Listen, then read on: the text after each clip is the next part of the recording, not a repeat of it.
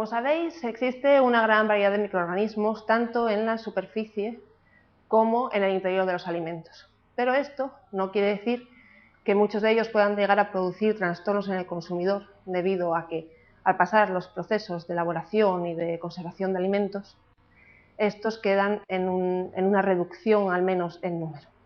De hecho, los microorganismos que afectan en mayor medida a los alimentos son, como veis recogidos, bacterias, hongos y levaduras.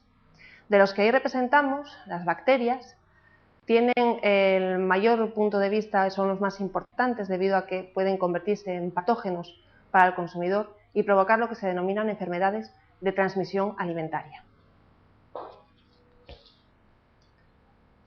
De hecho, para que un microorganismo o patógeno pueda provocar una enfermedad de transmisión alimentaria, tienen que producirse una serie de fases.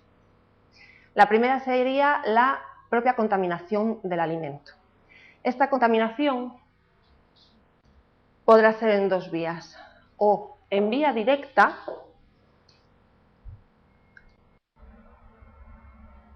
como sería por alimentos que proceden de animales enfermos o portadores, como sería el caso de carnes, leche, huevos, alimentos que reciben gérmenes de manipuladores enfermos o portadores también de enfermedades, alimentos contaminados por gotas respiratorias de estos manipuladores o de otras personas, o la propia contaminación por gérmenes de intestino del propio animal o presentes en aguas utilizadas, por ejemplo, para las tierras de labor. La otra parte sería la contaminación indirecta del alimento. En ella podríamos encontrar como ejemplos los vectores, como es el caso de ratas, de insectos. Otro caso serían las aguas sucias o aguas no potables utilizadas para el riego. Por ejemplo, el caso de utensilios o superficies de trabajo que no se encuentren suficientemente limpias y desinfectadas, o el contacto de alimentos contaminados con otros que no lo están, que sería lo denominado contaminación cruzada. Una vez que los microorganismos han llegado al alimento, tiene que darse todavía la fase de multiplicación y crecimiento de estos microorganismos. Esta tiene que llegar a tal punto que sea capaz de producir una enfermedad de transmisión alimentaria en el consumidor. Por ese motivo, esta será la etapa en la que tengamos que realizar un control para asegurarnos de poder tener un alimento seguro e inocuo. Para ello, existen factores que posibilitan o dificultan el crecimiento microbiano. Entre ellos se encuentran los que tenéis en la transparencia. Factores intrínsecos debidos a propiedades físicas o composición química del propio alimento. Entre ellos se encuentran el contenido en nutrientes, el contenido en agua y pH. Factores extrínsecos, que serían debidos a las condiciones ambientales en las que se encuentra el almacenamiento y conservación del alimento, como es el caso del tiempo, la temperatura y el oxígeno, o las sustancias inhibidoras. Las sustancias inhibidoras son agentes que se pueden encontrar de forma natural en el alimento o añadidas a él y que tienen la capacidad de inhibir el crecimiento de los microorganismos. Vamos a ver entonces cada uno de los factores de forma individual. Comenzamos pues con el contenido en nutrientes. Como sabéis, los microorganismos necesitan nutrientes para crecer y desarrollarse. De hecho, las condiciones favorables en las que se desarrollan los microorganismos son aquellos alimentos más ricos en nutrientes, como son fuentes de nitrógeno, de carbono, como es el caso de productos orgánicos. De hecho, las bacterias se van a desarrollar muchísimo mejor en alimentos con hidratos de carbono o proteínas que en el caso de alimentos grasos. Otro factor intrínseco sería el contenido en agua. Los microorganismos dependen del contenido en agua para poder realizar la síntesis de sus componentes celulares, pero este agua debe de encontrarse libre en el alimento para que ellos puedan utilizarlo.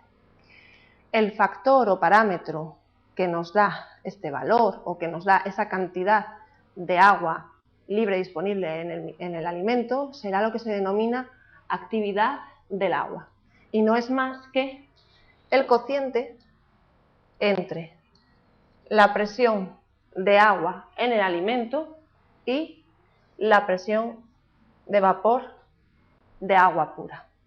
Así, los alimentos que tienen más contenido de agua son aquellos en los que se producen alteraciones con mayor facilidad.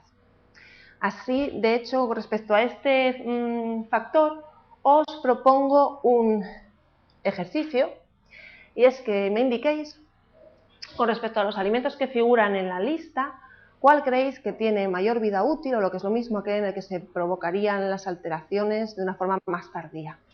¿Vale? Contamos con carne, cereales, frutos secos, marisco, frutas, azúcar, pan y harina.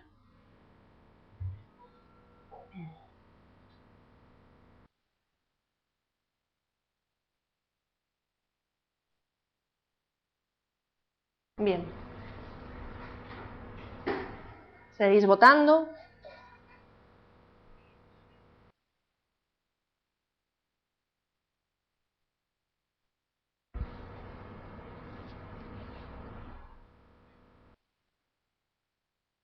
Bien. 7 de vosotros entonces ha decidido que son los frutos secos aquellos que tienen mayor vida útil. Bueno, pues ciertamente, 8, ciertamente sería tanto aquellos alimentos que contienen azúcar, sales u otro tipo de sustratos, los que tienen la capacidad de este tipo de sustratos que comentamos, disminuir la cantidad de agua disponible en el alimento de forma que alargan su vida útil. Podemos ver que el azúcar tiene una actividad de agua mínima de 0,19, teniendo en cuenta que la actividad de agua oscila entre 0 y 1, y sin embargo otro tipo de alimentos, como es el caso de carnes, frutas, hortalizas, rondan ya una actividad de agua muy próxima al 1, lo cual ya quiere indicar que se acorta su vida útil. Bien, este contenido en agua lo podemos ver ahora en los microorganismos. Si miramos con detenimiento vemos que las bacterias van a proliferar en aquellos alimentos con gran contenido en agua, de hecho se mueven en actividades entre 0,95 y 1. Para el caso de las levaduras y los mohos, también con actividades elevadas de agua, aún así pueden encontrarse y proliferar a menos actividad. Fijándonos con detenimiento vemos que el parámetro 0,87, a partir de ahí, por parte de las bacterias no proliferarían, y en el caso de las levaduras apenas, con lo cual únicamente proliferarían los mohos. Pasamos a otro de los parámetros intrínsecos, sería el pH. El pH de los alimentos también influye decisivamente sobre el desarrollo de los microorganismos. De hecho, en general, a mayor acidez, mayor dificultad para la proliferación de los microorganismos. Vamos a verlo también en una tabla. Si os fijáis, el pH en el que actúan las bacterias, son las que se encuentran más cómodas para su reproducción, su crecimiento, sería entre 4,5 y 9, siendo el óptimo entre 6,5 y 7,5. Para el caso de las levaduras y los mohos, son capaces de encontrarse en rangos más amplios de pH, incluso los mohos recogen casi toda la escala de pH.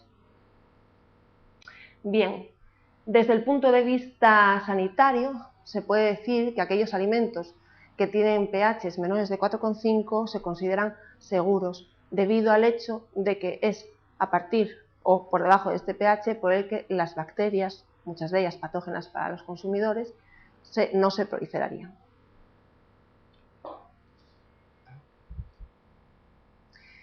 Comenzamos entonces con lo que serían los factores extrínsecos. Comenzamos entonces con el oxígeno. La presencia o ausencia de oxígeno también nos va a indicar el tipo de microorganismos que pueden encontrarse en el alimento. En general, en ausencia de oxígeno es como conseguiríamos una menor reducción en la tasa de crecimiento de los microorganismos. De todas formas, los microorganismos se clasifican en 3 grupos. Uno de ellos es los aerobios estrictos, aquellos que solo pueden vivir en presencia de oxígeno, es decir, incluso les quitas el oxígeno y se produce una inactivación. De hecho, este tipo o esta característica hace que se utilice mucho en tecnología alimentaria, desde el punto de vista de poder alargar la vida útil de los alimentos, realizando envasado al vacío. Si nosotros quitamos toda la atmósfera, entre ellas evidentemente incluido el oxígeno, que rodea el alimento, conseguimos que su vida útil se alargue. Otro tipo de microorganismos serían los aerobios o anaerobios facultativos, es decir, aquellos que pueden vivir tanto en presencia como ausencia de oxígeno. Y por último estarían los anaerobios estrictos, son aquellos que tienen que vivir estrictamente en ausencia de oxígeno porque es tóxico este gas para ellos. Con lo cual, cualquier por mínima concentración de oxígeno que tenga, le repercutiría.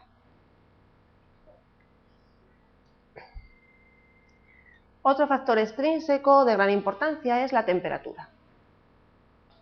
Los microorganismos se clasifican entonces en psicrófilos, son aquellos que tienen un crecimiento lento y con temperaturas aproximadas incluso a las de refrigeración.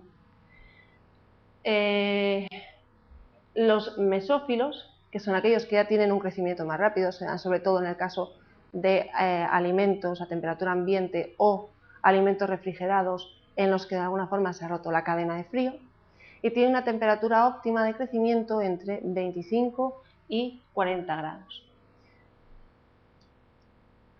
Por último se encontrarían los termófilos, que son ya aquellos microorganismos que se desarrollan más cómodamente a temperaturas más elevadas, entre 45 y 70 grados. Bien, cada microorganismo va a tener 3 temperaturas características. Una de ellas será, que la hemos comentado antes, la temperatura óptima de crecimiento, es decir, aquella a la que el microorganismo crecerá con mayor rapidez. Otra será la temperatura mínima de crecimiento a la cual el microorganismo no podrá crecer, se encontrará inactivo, y una temperatura máxima de crecimiento por encima de la cual también cesará ese crecimiento del microorganismo. Con respecto a esto, se vería el siguiente gráfico. La mayor parte de microorganismos patógenos y de microorganismos que alteran los alimentos se van a encontrar en temperaturas de mayor crecimiento de un rango específico. Este rango será entre 10 y 60 grados y esta zona se denominará